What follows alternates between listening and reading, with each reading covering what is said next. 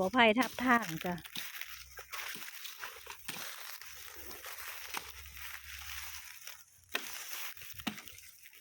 หาอันมีเลิกเนาะจังพอเนี่ยมันอยู่ทั้งเทิงเอาขี้ไก่เสื้อละฮะมันทั้งเทิงเนาะไอเต็นเนาะมันกินทั้งเทิง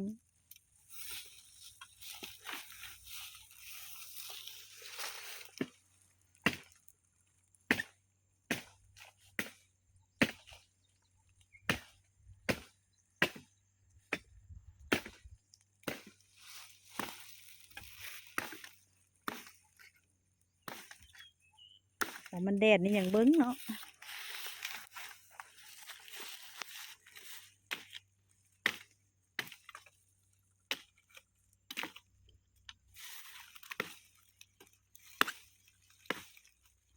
เด็ดนี่ก็รู้ตกดู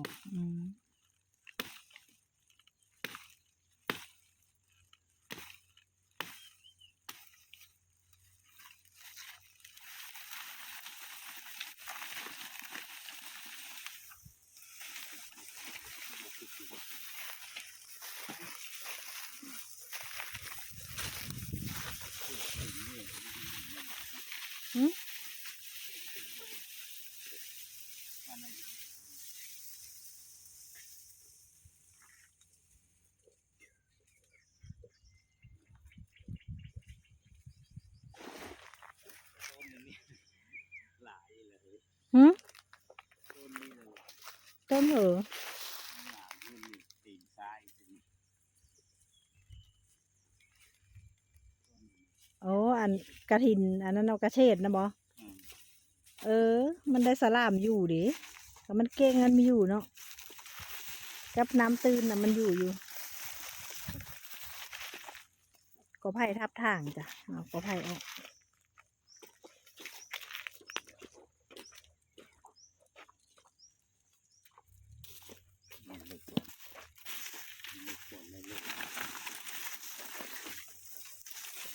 เสียดายที่ทำไงเนาะ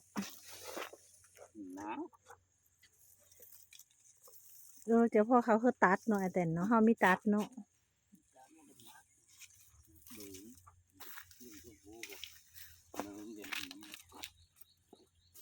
ต้องตัดตลอดเนาะ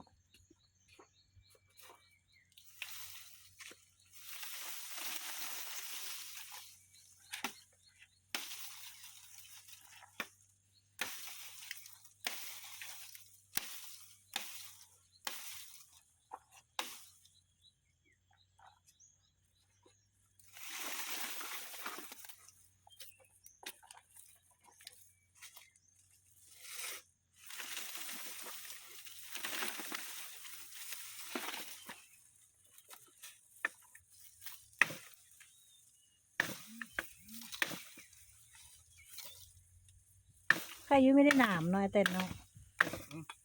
ไข่ยังไม่ได้หนาม